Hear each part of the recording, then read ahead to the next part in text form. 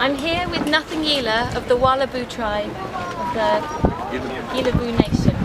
Thank you. He's an elder and he's come to join us to talk to us about how he feels about this process of coal seam gas extraction. If it has ever been anything, and if anything has come positive out of it, is you've got to have a look at a collection of our peers around us that have shown up. They're from all walks of life, and we, the tribal people here, they're Wallabu and Gullible and Widgeonbull. These are the clans of the Gullible Nation, and the mining industries are going through a legal process with the governments in regards to a native title claim over the land, and that it basically is a fraudulent conveyance of a legal document that gives the present government of the country and its laws the powers of management over all lands and all its minerals and resources. And it keeps us as tribal people in a slave state to a foreign power known as the Crown, and the Crown is England. And we have had dialogue with the governments of this country for 200 years, and we are still to this day kept in a managed state. And kept in under an act of a state of delinquency, that they must paint a picture of us as troublesome, burdensome blacks who are nothing but in a state of delinquency where they must manage, and they are now the trustees of who we are in our own country, and they're basically robbing us.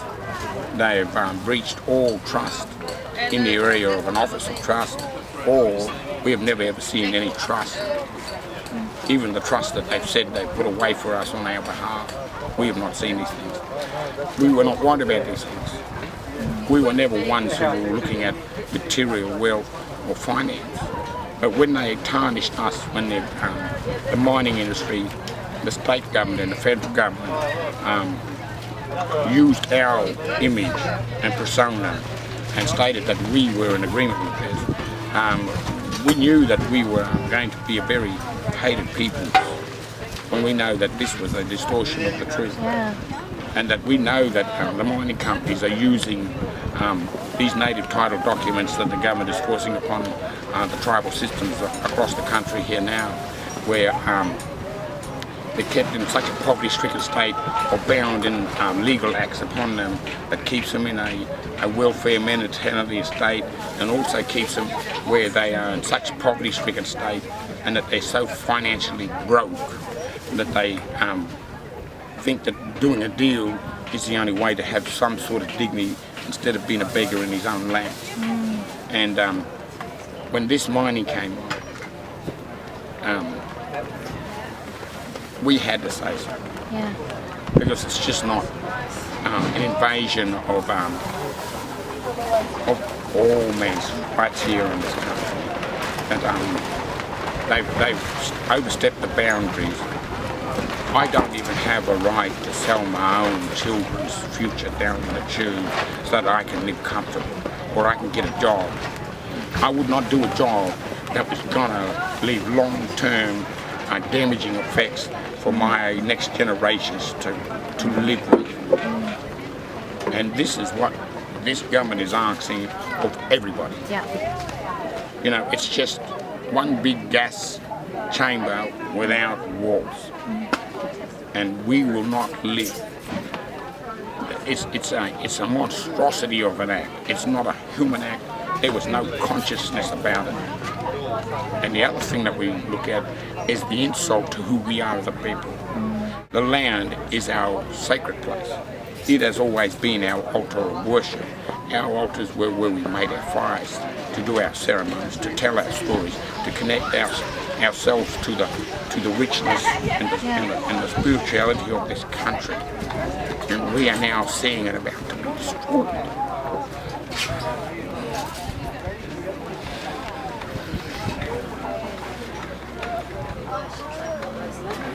And it's such a beautiful thing, though, that so many people from all walks of life have all joined because they feel exactly the same way.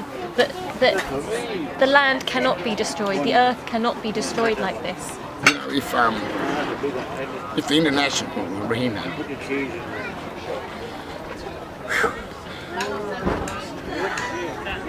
ever knew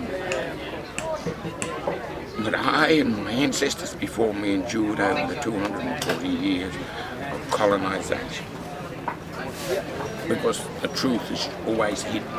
But we are the recorded history.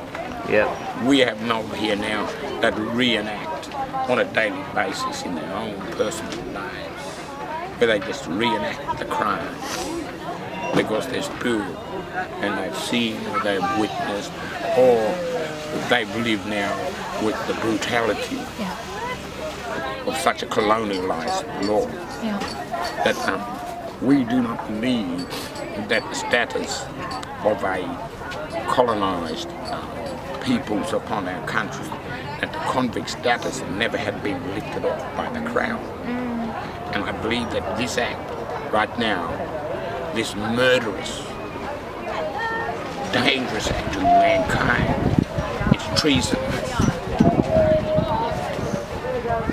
That we believe now that the people of the country here now first seeing that we were not the only ones in captivity. But the people are realizing that the governance is nothing but a corporation body keeping everyone us in captivity. And they don't even have any documents that state we had surrendered or done any recognizance with the crown or any agreements on any area. And for too long now, this is an act that we cannot allow. Some people can find freedom in captivity. And when you're in captivity or when you're doing a jail time, you look for your place within it. Because, you know, I've had my times as a young man having fights with the local police authorities or nothing but thugs. Basically, the police force here, they got their first bulletproof vest from a bloke by the name of Ned Kelly.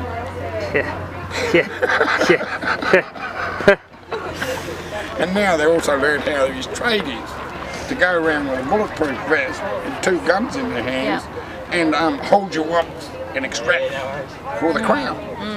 And this is huge in this country. The revenues that they make by illegal and fraudulent governance and conveyance of their law. We do have evidence that the crown and the government of this country has committed ethnic cleansing. We do have a hearing in La Hague, you know, for human rights violations in the criminal courts. Amazing. So that's coming up on the 27th of May this year. Brilliant. The 16th and 17th of April this month, we have over 500 sovereign tribes who have treated with one another, who have already put a notice of our nationhood and our own self-governance over our own individual tribal lands. Brilliant. Now, that's a legal notice that is bound by international laws and by the UN. And Australia has a seat in the UN, and therefore they are a state of the UN, and they must adhere. And to the date, they have not. And we are asking them this month out in April, in the Central Desert, all the senior lawmen from around the country are asking the government, you now must adhere under national, international laws to the legal notification of our nationhood individually. That you must now disband, cease to colonize, cease all your governance, and call a referendum of the peoples of this country to sit down, become a nation. Beautiful. And then we are ready to treaty. We will not treaty with the crown when they've done this poisonous act to us, and they call it reconciliation. Do you say, I'm going to reconcile with him, then you go and poison his water, poison his land? How much poison must us tribal peoples put up with?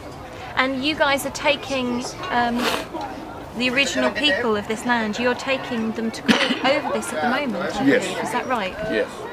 We are looking to put a huge injunction on a lot of the government's documents and legal offices and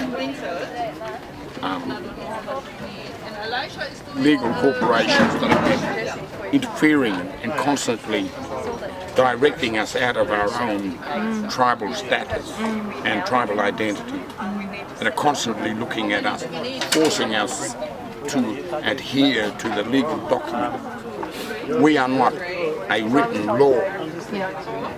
We are not a piece of paper that you can put a degree down and say, that's the law.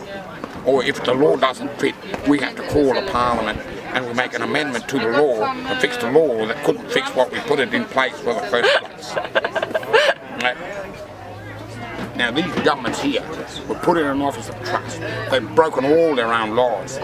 Should they not suffer the same fate as any man who suffers from his own law?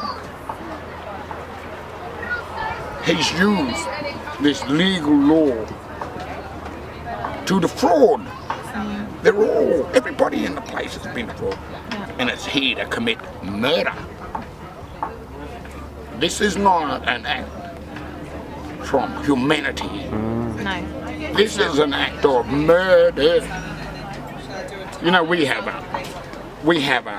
crows here, and to fill out an ancient law, you see them in the trees here sometimes, and they all gather to the trees, and they're all singing and they're all talking. Yeah.